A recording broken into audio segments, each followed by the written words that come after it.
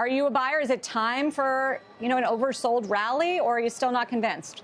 I mean, I think it is an oversold rally, and we certainly welcome that. I do think it's more significant than the last one that we saw, meaning that it should last a couple of weeks by our measures. Our indicators are flashing some short-term oversold buy signals finally.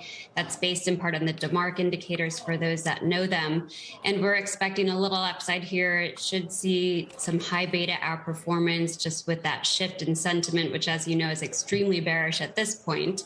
And yet we're not calling this an intermediate term low. And that's because we just don't have any improvement or those kind of oversold buy signals on the weekly charts, and certainly not on the monthly charts, meaning that the intermediate and long-term posture of the market is still very tenuous.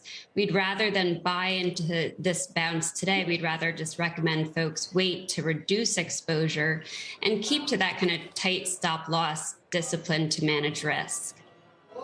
Also want to hit Bitcoin with you, see what the charts are showing, because we really did see one day where it looked like it was crashing. We got to below 26,000 on Bitcoin, and there were all sorts of concerns about what that might mean for the system now that it has grown so much into so many different product areas of the financial system. Katie, what happens next? Well, people are definitely treating it like a risk asset, and that day did feel like a bit of a selling climax. We had the same DeMark signals that we have for the major equity indices, interestingly, for Bitcoin. So essentially a short-term oversold buy signal, and that came as support of roughly 27,200. And our work was tested and tested successfully.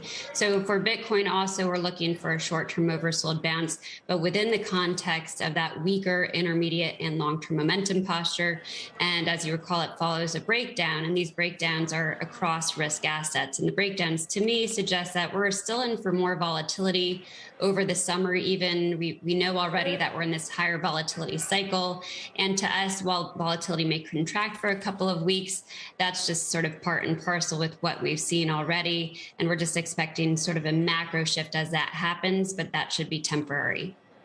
Mike, I'm curious what you think about Bitcoin, because there are some skeptics who say, and these are typically the haters who say that this is a classic sign of froth in the market. And until we see a bigger breakdown in Bitcoin and we see where those structured products are buried and where they're causing a lot of pain across Wall Street, that this big sell-off is not going to be over. Yeah, there's a big what-if question around it. I think there's a larger observation you can make, which is so much of the excitement was truly about price momentum and greater participation in mostly the trading aspect of crypto, as opposed to all of the promises of what it was going to become. And so maybe you're creating some kind of a test of exactly what's there underneath.